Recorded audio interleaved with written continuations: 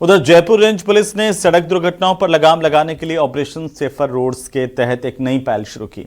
Police ने पिछले 3 साल में नेशनल और स्टेट हाईवे पर हुई दुर्घटनाओं उनके स्पॉट का डेटा तैयार किया है। डेटा साइंस की मदद से दुर्घटना संभावित स्थलों का विश्लेषण कर खतरनाक स्थानों की पहचान की गई है। साथ ही इन दुर्घटनाओं संभावित इलाकों को गूगल मैप से जोड़ा गया है, जिससे वाहन चालकों को पहले ही अलर्ट मिल सकेगा। मैप पर इन स्थानों की जानकारी ट्रैफिक जाम की तरह यूजर्स को दिखाई जाएगी।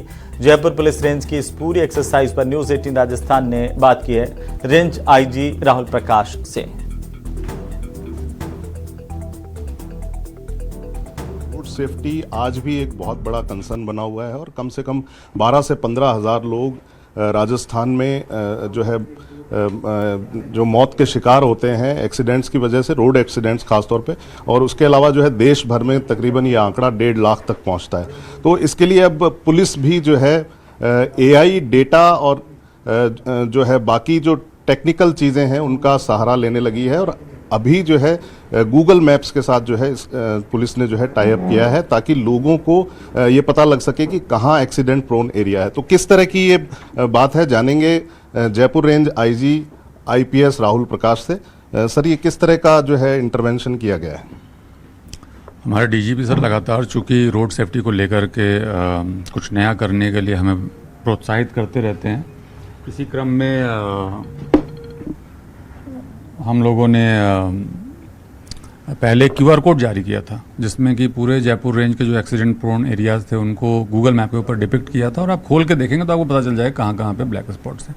बट हम चाह रहे थे कि गूगल मैप पे नेविगेट करते समय खुद ही गूगल मैप की तरफ से ये अलर्ट आ जाए कि आगे एक्सीडेंट प्रोन एरिया है। तो वो शुरुआत हो गई है और उसमें अगर आप ड्राइव कर रहे हैं और आगे अगर कोई एक्सीडेंट प्रोन एरिया है तो गूगल से एक तो आपको पॉपअप आएगा और साथ में वॉइस के माध्यम से बताएंगे कि एक्सीडेंट प्रोन एरिया सामने है। तो जो एक्सीडेंट प्रोन एरिया है तो उनमें किस तरह का टेक्निकल इंटरवेंशन है या किस तरह की जो है उसमें खामी है? क्या साइकोलॉजिकल खामी है या क्या जो है कुछ ऐसे मोड होते हैं या उनमें जो है टेक्निकल खामियां हैं? तो इसके लिए जो है किसी विभाग से 2 वे कम्युनिकेशन भी रहता है। जो एक्सीडेंट्स को लेकर के जो हमारी विस्तृत मीटिंग होती है वो जिला स्तरीय मॉनिटरिंग कमेटी होती है कलेक्टर की अध्यक्षता में, और जयपुर कमिश्नरेट का जो क्षेत्र है उसमें जो जेडीसी होते हैं उनकी अध्यक्षता में ये कमेटी होती है जो लगातार काम करती है। उसमें सभी डिपार्टमेंट्स है, एनएचआई भी है, पीडब्ल्यूडी भी है, पुलिस भी है और अदर एजेंसीज भी जुड़ी हुई रहती है, नगर निगम इत्यादि भी। वो एक अलग पार्ट है जिसमें कि आप एक्सीडेंट के कारणों का विश्लेषण करते हैं और उसको किस तरीके से दूर कर सकते हैं उन पॉइंट्स को, उसके लिए काम करते हैं। और वो काम तो अभी भी चलता रहेगा। इसके अंतर्गत भी हम लोग ये कोशिश कर रहे हैं कि जो एक्सीडेंट के स्पॉट्स हैं उसकी हम 3 महीने में समीक्षा करते रहें और अगर कहीं पे एनएचआई के या पीडब्ल्यूडी के इंटरवेंशन से जो प्रॉब्लम है दूर हो जाती है तो उसको भी ब्लैक स्पॉट से हम लोग हटा पाएँ।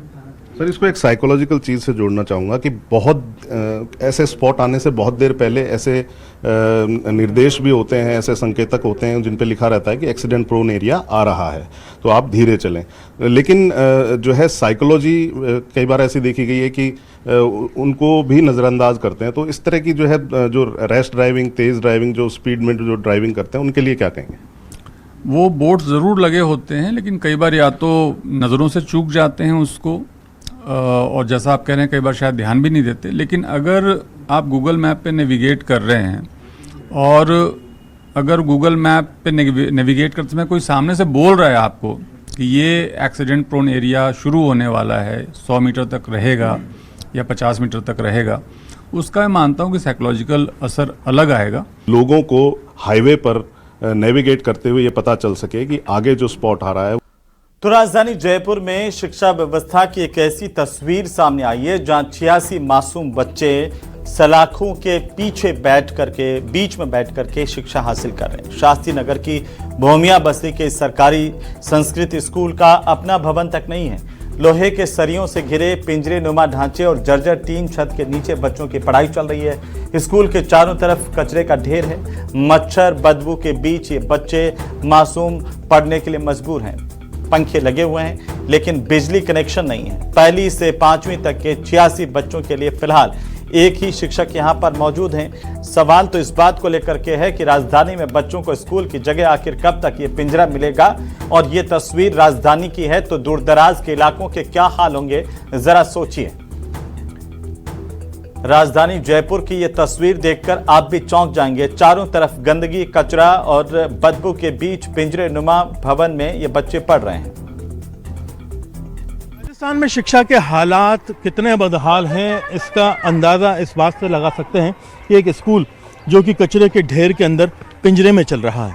आप देख सकते हैं कि तालीम किस तरह से जो लोहे के सरियों में कैद है, जहां पर बच्चों को चारों तरफ बदबू भरे माहौल के अंदर पढ़ने के लिए एक टीन शेड में बने ऐसे स्कूल में पढ़ने के लिए मजबूर होना पड़ रहा है, जहां पर तालीम किस तरह से मिलेगी और क्या तालीम का स्तर हुआ, क्या हालात होंगे, आप सोच करके अंदाज़ा लगा सकते हैं।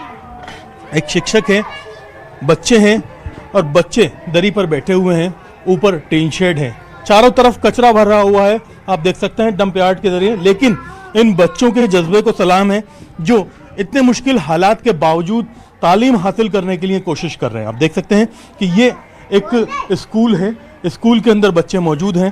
प्राइमरी ये स्कूल है, 5वीं तक के बच्चों को यहाँ दाखिला दिया हुआ है और बच्चों को शिक्षक इन हालात के अंदर पढ़ा रहे हैं। रक्षाबंधन का पाठ पढ़ाया जा रहा है, भाई बहन को मिठाई खिलाती है, उसके बाद में पर्व मनाया जाता है। एक शिक्षक हैं, आपके जज्बे को भी सलाम। इन हालात में कैसे पढ़ा पाते हैं आप? सर काम है बच्चों को पढ़ाना, तो बच्चों को पढ़ाएंगे सर। तो आप रोज यहीं आते हैं, बच्चों को सुबह से शाम तक पढ़ाते हैं? कितने शिक्षक हैं यहाँ, क्या हालात हैं? सर 2 शिक्षक है, एक चुनाव ड्यूटी में है, एक की ड्यूटी चुनाव में लगा दी गई है, हाँ BLO ड्यूटी। BLO ड्यूटी में, और आप यहाँ पढ़ा रहे हैं? हाँ सर। तो ये कब से यहाँ चल रहा है स्कूल?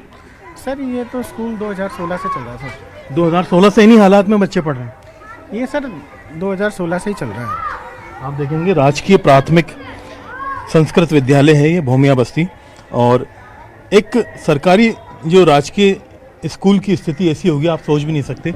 ऊपर टीन शेड में 3 पंखे लगे हुए हैं, बच्चे यहाँ पर दरी पर बैठ कर के पढ़ने को मजबूर हैं। यहाँ पर सुविधाएं कितनी पहुँच पाती होंगी, हालात कैसे होंगे, सोच करके आप देख सकते हैं। इन बच्चों के लिए अच्छी बात यह है कि कच्ची बस्ती में मुश्किल हालात में भी ये पढ़ रहे हैं, पढ़ने के लिए आ रहे हैं। बेटा क्या नाम है आपका? अफीफा। अफीफा, आप यहाँ पढ़ने आते हैं, आपको पढ़ने का शौक है? हाँ। लेकिन ऐसा माहौल चारों तरफ कैसा लगता है? यहाँ कचरा है, जानवर हैं, बदबू है, बदबू आती है बहुत। डेली आप ऐसी माहौल में आते हैं? मच्छर भी आते हैं? हाँ। और बहुत चीज, पंखा भी नहीं है यहाँ, लाइट भी चली जाती है? हाँ लाइट ही नहीं है।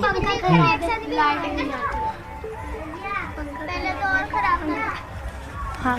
और क्या क्या होता है बेटा? क्या नाम है आपका? भरत। भरत। तो क्या क्या मतलब आपको यहाँ हालात होते हैं? यहाँ पर गर्मी भी बहुत लगती है, यहाँ पर ये कचड़े तो से ये जब बदबू। मई जून में मतलब अप्रैल मई के अंदर क्या हालात होते होंगे यहाँ पर? वो तेज बरसात आती है जब क्या करते हैं आप लोग? तो पानी अंदर आता है, दरी को ऐसे मोड़ लेते हैं। तो आपको डर के मारे घर वाले स्कूल भेज पाते हैं उस टाइम पर? हाँ। फिर भी भेजते हैं। आप क्या कहेंगे बेटा? मैं कहना चाहूँगी ना कि जो बाथरूम है, बाथरूम ये ऊपर नहीं लगा हुआ, यहाँ कचरे बहुत ज़्यादा बदबू आता है और गर्मी बहुत ज़्यादा लगती है। लेकिन फिर भी आपका पढ़ने का शौक है? हाँ। क्या बनना चाहते हैं आप? पुलिस। पुलिस में जाना चाहते हैं? हाँ। ताकि कुछ हालात सुधार सकें। आपका क्या नाम है बेटा? अनाया। आप क्या बनना चाहते हैं बड़े होकर के? वक्त आएगा जब देखा जाएगा। बहुत अच्छी बात है, वक्त आएगा जब देखी जाएगी। लेकिन ये बच्चे हैं, तमाम बच्चे यहाँ बैठे हुए हैं और एक सरकारी स्कूल का ये हाल है आप देखेंगे, जिसके अंदर बच्चे इन हालात में पढ़ रहे हैं कि पीछे आप अगर देखेंगे बच्चे के, तो ये जो बच्चे बैठे हुए हैं इनका पीछे एक गाय खड़ी हुई है और यहीं पर बच्चे बैठे हैं। पूरा कचरा चारों तरफ बिखरा हुआ है और सलाखों के बीच में एक तरह से आप देख सकते हैं कि इस स्कूल को करीब करीब लोहे के पिंजरे में बना दिया गया। छोटी सी जगह है और क्या ये सारी स्थिति है, इससे बड़ी एक तरह से चिंता शिक्षा को लेकर के हो रही है। बहुत से स्कूलों के हाल ऐसे हैं, आप लोग लगातार सवाल उठा रहे हैं, फिर भी यही स्थिति बनी हुई। देखिए ये तो राजधानी का आलम है। जब राजधानी के अंदर ये हालात है तो अंदाज़ा लगाइए कि पूरे सूबे में, पूरे राजस्थान में क्या हालात होंगे। सरकार की नाक के नीचे इस तरह के जो माहौल है जहाँ पर धन की कोई कमी नहीं है। पूरा भारत सरकार, राजस्थान सरकार में धन की कोई कमी नहीं है। इसके लिए बजट भी मैंने सुना है कि हुआ है पास। बिल्कुल, इस स्कूल का भी बजट पास हुआ है और बहुत सारे सर्व शिक्षा अभियान और शिक्षा विभाग के अंदर धन की तो क्या हजारों नहीं बिक्री, लाखों करोड़ रुपए का बजट पूरे देश में है और उसके बावजूद ऐसी हालात है। तो ये इच्छा शक्ति की कमी है, सरकार की तरफ से कहीं ना कहीं इच्छा शक्ति में कमी नजर आ रही है। फिलहाल शिक्षक जो यहाँ पर है उनका कहना है कि बजट के लिए बात हुई है। उम्मीद है